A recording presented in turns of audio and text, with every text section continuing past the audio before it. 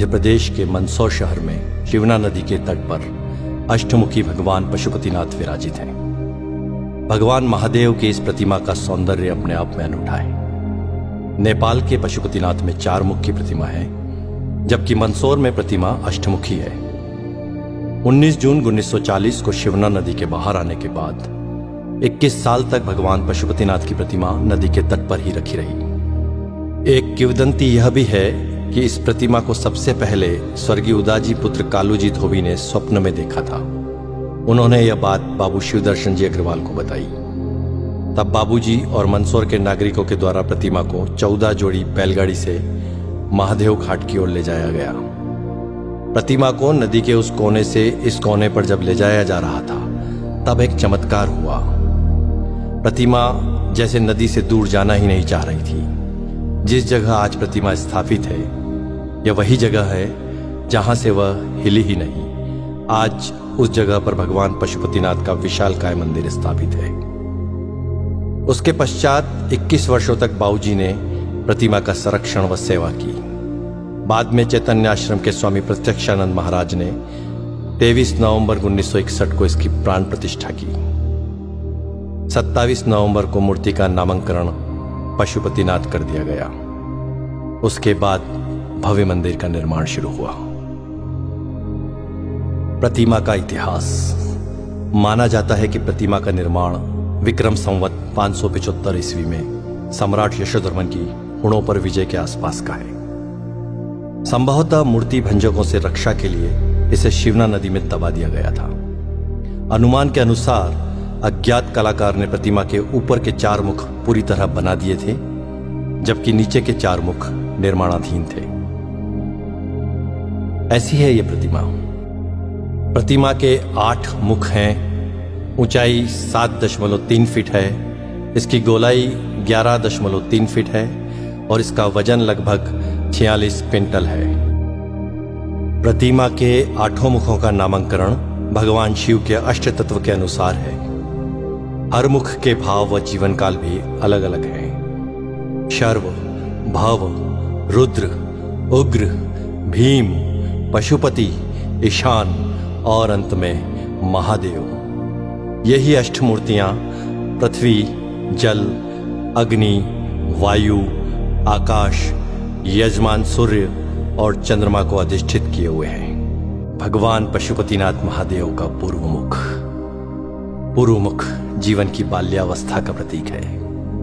घुंघराले बाल, मोर पंख धारण किए, नाग नागिन का जोड़ा, कुंडल के रूप में भुजंगमाला पहने शिव एक बालक के समान लगते हैं, एक दिव्य बालक के समान। पूर्वामुखी यह मुख पूर्णतः शांत एवं आत्माराम सा लगता है। ऐसा प्रतीत होता है मानो भगवान शिव योगेश्वर के रूप में ब्रह्मा में लीन होकर समाधि अवस्था में संपूर्ण विश्व को स्वयं में देख रहे हो। शांत मुद्रा में ध्यानस्थ भगवान शिव के सिर पर जटाओं की ग्रंथि मालाएं हैं। गले की माला में जहां पुष्प है, वहीं 2 सर्पों की माला भी इस कलात्मक ढंग से सुशोभित है। ये दोनों कर्णाभूषण के रूप में कानों में लटकते हुए कुंडलों में से निकलकर अपने फनों को ऊपर उठाए हुए हैं। इस प्रकार ये दोनों कण समाधि अवस्था में लीन साधक की निश्चलता, दृढ़ता और तत्परता के हेतु 2 सजग प्रहरी के रूप में प्रतीत होते हैं। बड़ा अद्भुत है यह रूप भगवान पशुपतिनाथ का। भगवान पशुपतिनाथ का दक्षिण मुख। दक्षिण मुख जीवन की किशोर अवस्था का प्रतीक है। साथ ही यह श्रृंगार रस की मुद्रा में है।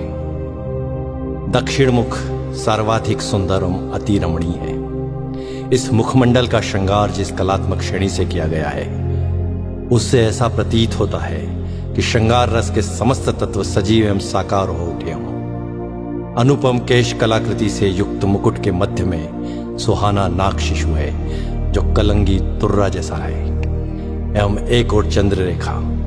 यह सामंजस्य मुख की अलौकिक सुंदरता में अभिवृद्धि कर रहा है।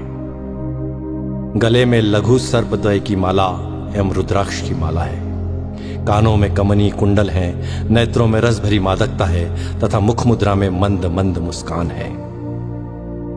ऐसा लगता है मानो कुमार संभववर अपनी विवाह यात्रा पर चलते समय अपनी श्रृंगार लक्ष्मी की आत्ममोहिनी छवि को स्वयं में मुग्ध होकर रसमय हो रहे हैं। ऐसा है भगवान पशुपतिनाथ का दक्षिण मुख।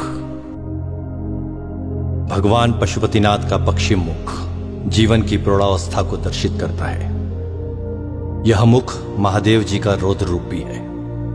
अधरोष्टम नेत्र खुले हैं, मुख वक्र है, पोहें चढ़ी हैं, जटाजूट का अभाव है। सर्पों के साथ केश ग्रंथित है। गले में कनेर व आंकड़े के पुष्प की माला है। तप में बाधा डालने वाले कामदेव पर महादेव को इतना क्रोध है कि उनको यहां देख पाना भी कठिन है। तृतीय नेत्र खुला है जिसमें से आंख की लपटें निकल रही हैं। अंगारे के समान धधकते तृतीय नेत्र का तप मुखमंडल पर छाया हुआ है। द्विसर्प के मध्य ओम अंकित है जो भगवान शिव का शिवत्व सूचक है। रौद्र, भयानक एवं वीर, इन तीनों रसों की व्यंजना इस प्रलयकारी रूप से स्पष्ट है। ऐसा है भगवान रुद्र का यह रौद्र रूप। भगवान पशुपतिनाथ का उत्तर मुख जीवन की वृद्धावस्था का प्रतीक है।